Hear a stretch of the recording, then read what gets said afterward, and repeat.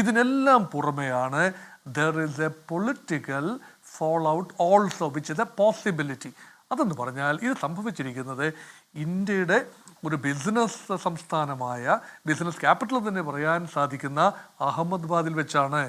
അത് നരേന്ദ്രമോദി കടന്നു വരുന്ന ഗുജറാത്ത്, അമിത്ഷാ എന്ന ആഭ്യന്തരമന്ത്രി കടന്നു വരുന്ന ഗുജറാത്ത്. അപ്പോൾ ഗുജറാത്തിൽ ഇങ്ങനെ ഒരു കാര്യം വരുമ്പോൾ ആദ്യം, കാരണം 24 മണിക്കൂറിന് മുൻപുള്ള ഒരു നിമിഷങ്ങളിൽ ആദ്യം ഈ വാർത്ത കേട്ടപ്പോൾ ഇതിന് പിന്നിൽ ഒരു അട്ടിമറി സാധ്യതയുണ്ടോ, ഇതിന് പിന്നിൽ പഹൽഗാമിൽ നടന്ന ഭീകരാക്രമണത്തിന് മറുപടിയായി ഇപ്പോൾ വലിയ ഓപ്പറേഷൻ സിന്ധൂർ എന്ന രീതിയിൽ ഇന്ത്യ പ്രത്യാക്രമണം നടക്കുന്നു. കഴിഞ്ഞ 2 ആഴ്ച നമ്മൾ ഈ കേൾക്കാത്ത തരത്തിലാണ് അപകടങ്ങൾ ഉണ്ടാകുന്നത്. 2 കപ്പൽ ദുരന്തങ്ങൾ അത് അടുത്തടുത്തുണ്ടാകുന്നു എന്നുള്ളത് നമ്മളതിനു മുൻപ് ആ തരത്തിലേക്കൊന്നും കേട്ടിട്ടില്ല. ഇപ്പോൾ അതാ ഒരു വിമാന ദുരന്തം, അത് ഒരു ആക്സിഡൻ്റലി സംഭവിക്കുന്നതാകാം, പക്ഷേ എങ്കിൽ പോലും ഇത് എന്തുകൊണ്ട് എന്നൊക്കെയുള്ള ചോദ്യം നമ്മളിങ്ങനെ ചോദിക്കുന്നുണ്ടായിരുന്നു. നമ്മൾ ന്യൂസ് റൂമിലൊക്കെ ഇത് പരസ്പരം ഇത്തരം കാര്യങ്ങളൊക്കെ ചർച്ച ചെയ്യുന്നുണ്ടായിരുന്നു.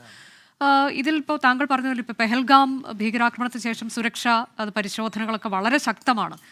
അപ്പോൾ അതുകൊണ്ട് തന്നെ ഇങ്ങനെ നമ്മൾ ഈ അട്ടിമറി എന്നൊക്കെ പറയുന്ന ആ ഒരു സാധ്യത എങ്കിൽ പോലും അതും പരിഗണിക്കപ്പെടണം അല്ലേ?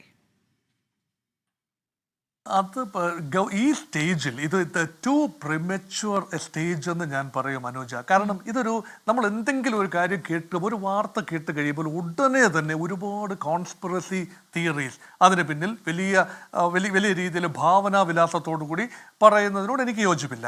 പക്ഷേ നമ്മൾ എല്ലാ സാധ്യതകളും ഇത് നോക്കേണ്ടതുണ്ട്. കാരണം നമ്മുടെ നാഷണൽ ഇൻവെസ്റ്റിഗേഷൻ ഏജൻസി ഇതിനെക്കുറിച്ച് അന്വേഷണം നടത്തുന്നു.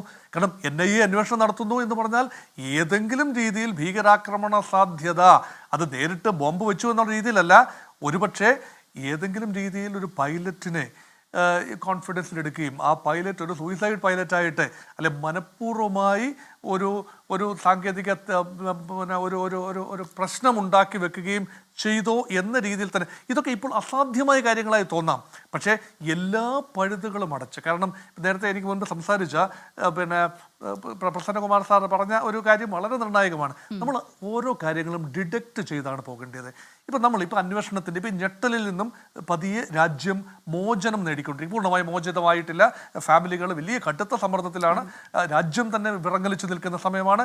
പക്ഷേ ഇതിൽ നിന്നും മോചനം നേടുമ്പോഴാണ് നമ്മൾ യുക്തിപരമായി കാര്യങ്ങൾ അന്വേഷിക്കുന്നത്.